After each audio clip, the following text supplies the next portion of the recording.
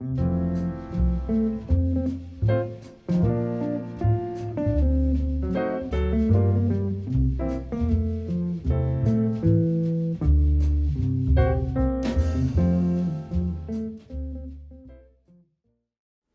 본격적으로 시에 대한 이야기를 하나둘 나눠보도록 하겠습니다. 제가 두 번째 시집인 우리는 분위기를 사랑해란 시집의 시인의 말에도 썼는데요. 마지막 문장이 이렇습니다. 시는 단어들의 임시 거처다. 물론 모든 장르의 글들이 단어가 모여서 문장을 이루고 그 문장들이 모여서 문단과 어떤 본문을 다 이루게 되는 것은 분명할 텐데요. 저는 시집을 묵을 때마다 그 시집에서 내가 어떤 단어를 많이 썼는지를 나중에 살피게 되더라고요. 그 단어를 살피는 일은 어떤 일이냐면 내가 어떤 감정을 품고 내 인생의 어떤 시기를 지나왔는지를 확인하는 시간 같아요. 그러다 보니까 내가 이때는 입사를 위해서 애를 썼던 시기였구나. 특히 우리는 분위기를 사랑해 라는 시집에 실려있는 시에는 면접, 이력서 이런 제목의 시들이 있더라고요. 아마도 제가 취업 준비를 할 때 많이 썼던 시들이 거기 담겨 있었고, 세 번째 시집의 유에서 유 같은 경우에는 아저씨라는 제목도 있고, 그리고 취업이라는 말, 무엇이 된다라는 말, 서바이벌이란 말, 생존이라는 말, 이런 단어가 왕왕 등장하더라고요. 나는 이제 직장에서 일을 하면서 직장인의 고달픔을 알게 되는 시기를 보냈었구나.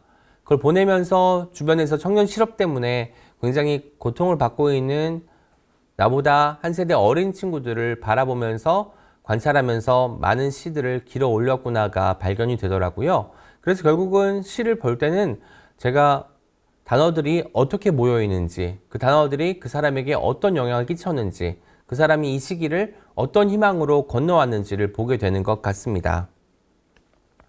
왼쪽 사진 보시면 알겠지만 우리가 어릴 때는 보고 성인이 되어서는 거의 펼쳐보지 않는 국어사전의 일부입니다. 요새는 어린아이들도 국어사전을 보지 않는다고 해요. 왜냐면 포털 사이트에서 사전 접속해서 단어 검색을 하면 나오기도 하고 또 유튜브 같은 채널에서 아예 모르는 것들을 질문을 올린다고 하잖아요. 이것도 시대가 변하면서 감각이 변하는 거예요. 옛날에는 주변 사람들에게 뭔가 많이 배운 사람한테 붙잡고 물어봐야 했던 것이 어느 순간 지식인 서비스나 이런 것처럼 인터넷에 올리면 누군가가 답변해주는 패턴으로 바뀌었다가 지금은 뭔가 영상을 통해서 모든 것을 확인하려고 하는 그런 방식으로 바뀌어 왔는데요. 우리가 아이들을 가리켜서 문해력이 많이 떨어진다는 얘기를 많이 하는데 이 문해력은 어쩌면 영상 세대이기 때문에 가질 수밖에 없는 어떤 안타까움 같기도 합니다. 왜냐하면 문해력이라는 것은 문장을 읽고 이것이 무엇을 가리키는지를 파악하는 능력인데 문장을 읽는 게 익숙하지 않고 영상을 통해서 완벽한 정보를 흡수하는 데 익숙한 사람들에게는 문장을 읽는 게 쉬운 일이 아니거든요. 아까 제가 이제 그 지렛대 원리 그 문제 보여드렸잖아요. 그 문제도 어떤 친구들한테는 저도 한 3번쯤 읽어야 이해가 됐지만 100번을 읽어도 이 문제가 무엇을 말하는지 모를 때도 있을 거란 소리죠. 그러기 위해서 저는 책을 많이 읽어야 된다고 봐요.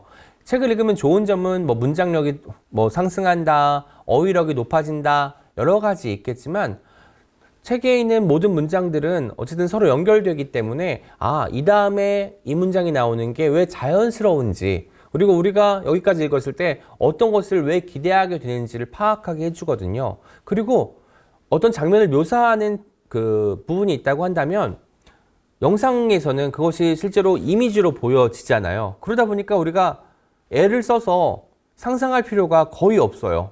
눈앞에 있는데 왜 굳이 상상해요? 앞에 남자와 여자가 만나서 공원을 산책하는 장면이 있다고 한다면 그거 보고 있는데 내 머릿속으로 다른 남자와 다른 여성을 떠올리고 다른 공원을 떠올릴 필요가 없다는 거죠. 그런데 책을 읽을 때 남녀가 공원을 산책하는 장면이 나온다고 하면 우린 머릿속으로 그 장면을 그리게 되잖아요. 그런 상상력이나 어떤 그 활자화된 것을 이미지로 바꾸는 작업을 우리 뇌가 하고 있다는 거죠. 그렇기 때문에 책을 읽는 것은 단순히 영상을 듣거나 영상을 보거나 음악을 듣는 것보다 훨씬 더 고차원의 두뇌 활동을 요하는 것이기 때문에 많은 이들이 저는 책을 읽어야 된다고 말씀을 드리고 있습니다. 우리나라의 총 단어의 개수가 약 106만 개라고 해요. 어마어마하게 많죠? 그 중에 아래 사전처럼 사전에 등재되어 있는 단어의 개수는 약 51만 개라고 합니다.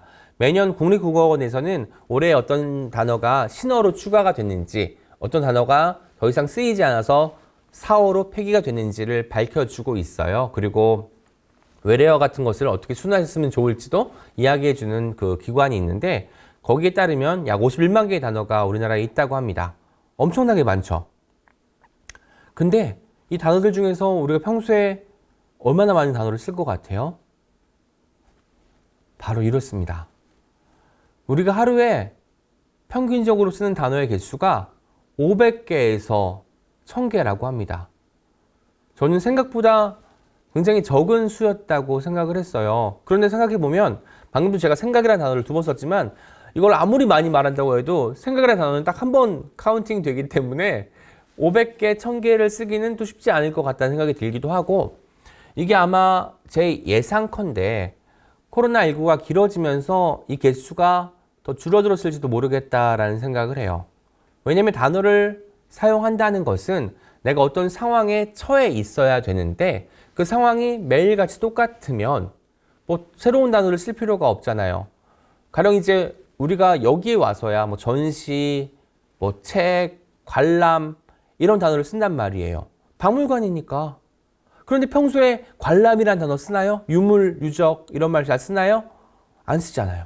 그러니까 경험이 많으면 많을수록 평소에 안 쓰던 단어를 쓰게 되는데, 코로나19 때문에 매일매일 집안에 있는 시간이 길어지다 보니까 어쩌면 이 단어의 개수가 더 줄어들지 않았을까라는 생각이 들기도 해요. 또 농어촌에 사는 그 노인분들은 하루에 100개, 200개의 단어밖에 쓰지 않으신다고 합니다.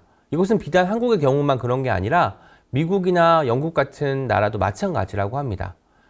그래서 매일매일 빤한 일상을 사는 사람들, 뭐 어제와 오늘이 크게 다르지 않고 내일도 크게 기대되지 않는 사람들은 어쩌면 단어의 개수, 내가 알고 있는 단어의 개수가 아니라 사용하고 있는 단어의 개수가 점점 줄어드는 쪽으로 나아갈 수밖에 없겠구나.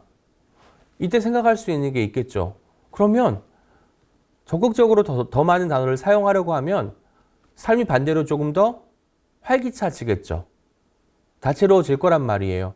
우리가 관람이란 말, 뭐 전시라는 말을 평소에 쓸 일은 없지만 이것을 쓰기 위해서는 내가 외출을 해야 되고 아니면 상상을 하거나 찾아보게 된다는 거죠.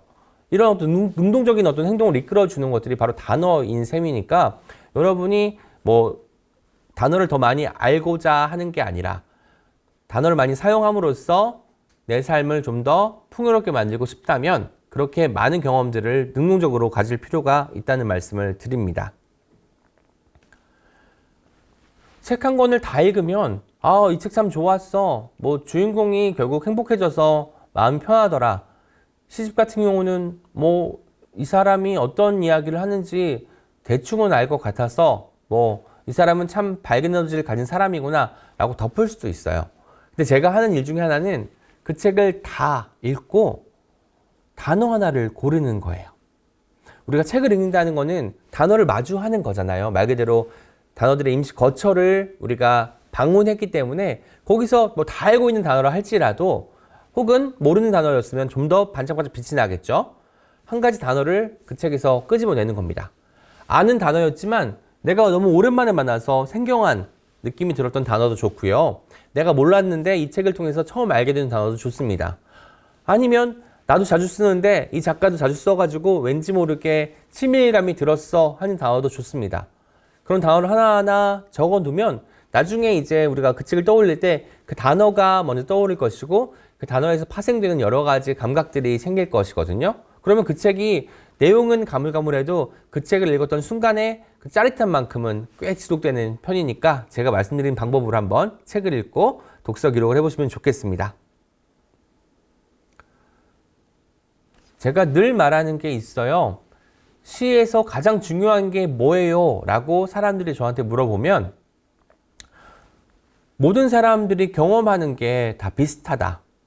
물론 이제 여행을 많이 가는 사람들, 그리고 해외 출장이 잦은 사람들, 그리고 한국 땅이 아니라 다른 나라에 사는 사람들은 우리가 알고 있는 삶과는 조금 다른 삶을 살긴 하겠지만 그럼에도 불구하고 이사를 가거나 여행을 가도 하루 이틀 지나면 좀 편안하잖아요.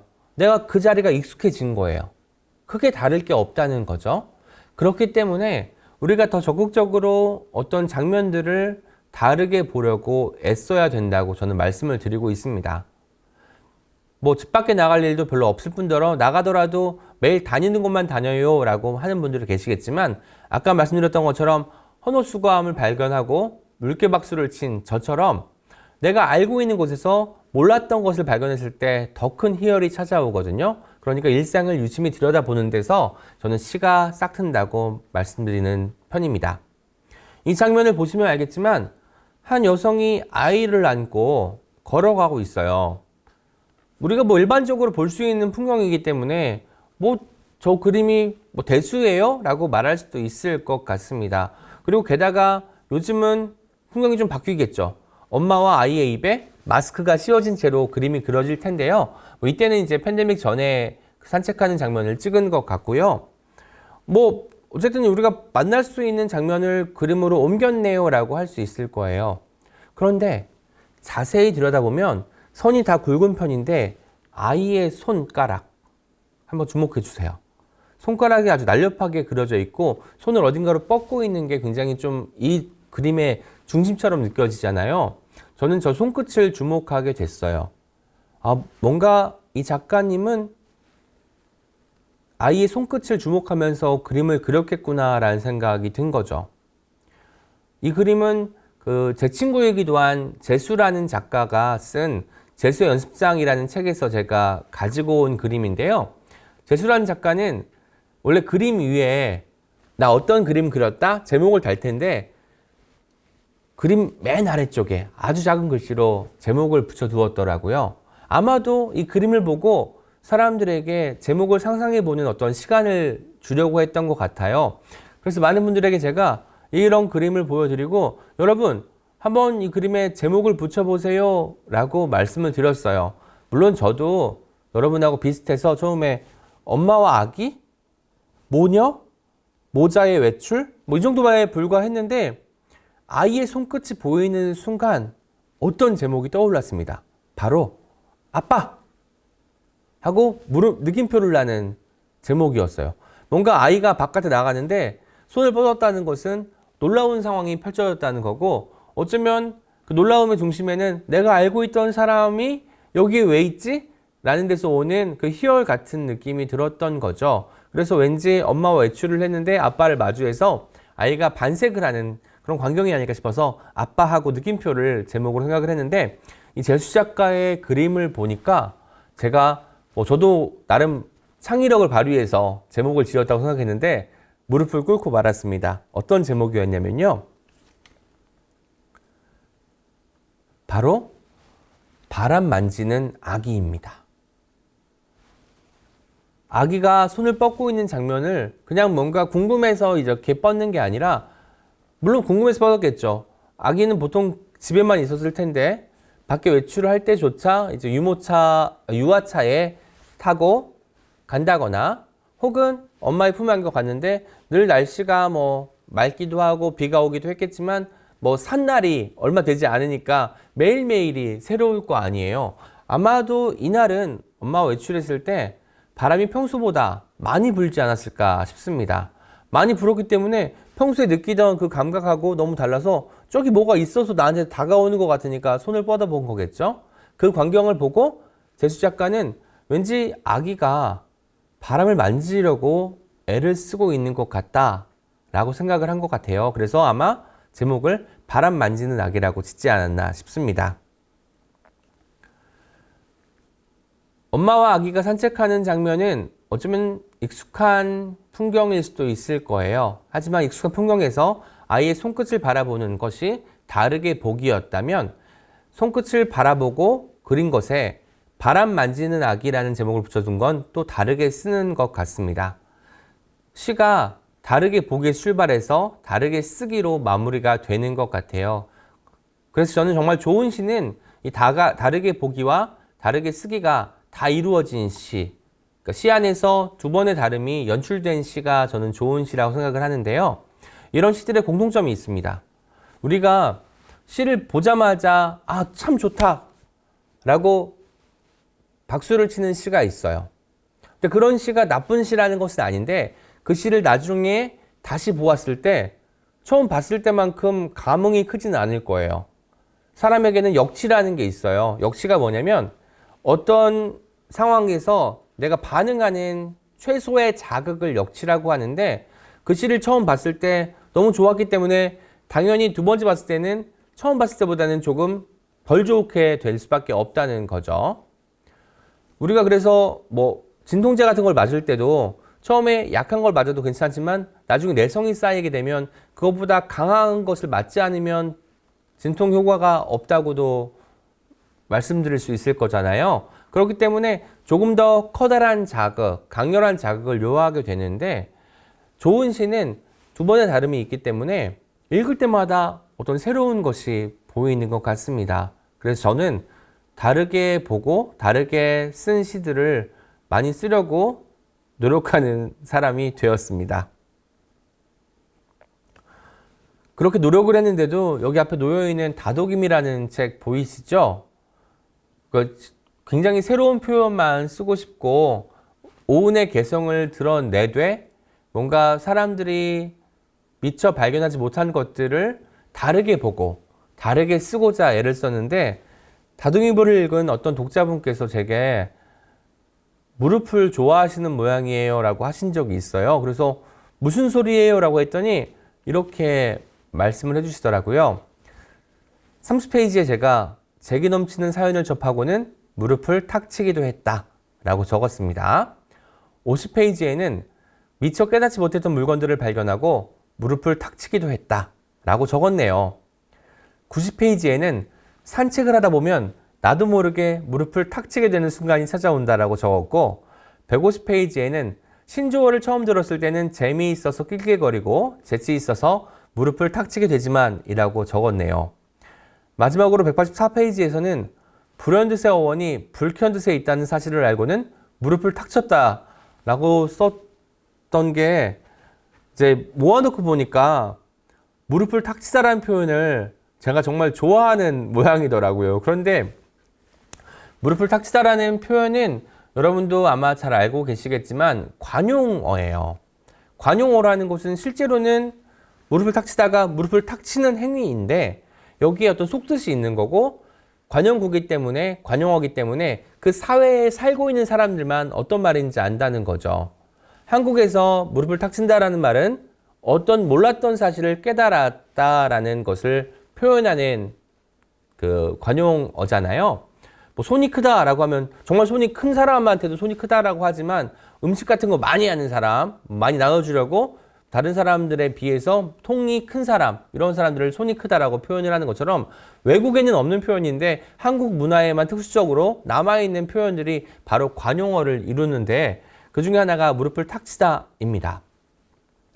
생각해 보니까 그 문학을 하는 사람들은 관용어와 멀어져야 된다라고 하거든요. 왜냐면 너무 익숙해져가지고 말 그대로 입버릇처럼 쓰이는 말이기 때문에 신선함이 전혀 없는 표현일 수도 있거든요. 그런데 저는 왜 이렇게 많이 무릎을 탁 쳤을까 생각을 하게 됐죠. 알고 봤더니 저는 정말 어떤 것을 깨달았을 때 무릎을 탁 치는 사람이더라고요. 실제로 몸을 움직여서 손바닥으로 무릎을 치는 사람이었던 거예요. 그러다 보니까 이 관용어는 사실 원뜻하고 다른 어떤 뜻을 가지고 있어야 되는데 원뜻에 충실했던 게 제가 아니었을까라는 생각을 하게 되었습니다. 하지만 제가 여기서 관용어에 대한 변명을 늘어놓은 게 아니라 이런 관용어조차 여러분이 남들보다 많이 쓰는 게 있을 거예요. 뭐 손이 크다도 있을 수 있고 귀가 얇다. 그리고 재밌는 게 우리나라의 관용구는 신체 부위와 연결된 게 참 많아요. 그런 것들을 찾아보면 우리는 뭐 눈과 코와 귀와 입 여기서 파생된 표현들이 참 많구나라는 생각을 아마 하실 수 있게 될 겁니다.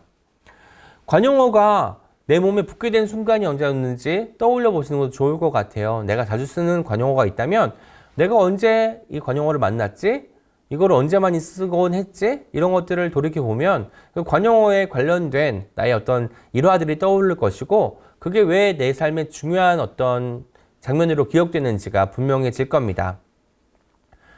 자기 자신을 돌이켜보는 것은 나를 궁금해하는 사람만 할 수 있는 일이에요. 근데 나를 궁금해하지도 않는데 다른 사람을 궁금해하기는 쉽지 않거든요. 저는 그래서 모든 빼어난 예술가들은 물론 자기만의 어떤 그 신조나 고집 같은 것이 있는 것은 너무나 당연히 필요하겠지만 타인을 향한 애정, 관심을 표하는 사람에게만 가질 수 있는 어떤 또 가치가 있는 것 같습니다. 왜냐면 사람이란 존재는 아무리 빼어난 사람조차 부족한 부분이 있고 연결지 못한 부분이 있을 거 아니에요. 다른 사람을 통해서 그것을 뭐 대리 만족을 하든 뭐 본받든 반성을 하든 이런 작업들이 계속해서 이루어져야 자기 갱신이라는 것이 이루어질 수 있거든요. 그래서 나를 궁금해하는 데서 그치지 않고 남을 궁금해하는 사람, 이런 사람이 결국은 내가 발들이고 있는 이 세상도 궁금해하는 게 아닌가라는 생각을 하게 되었습니다.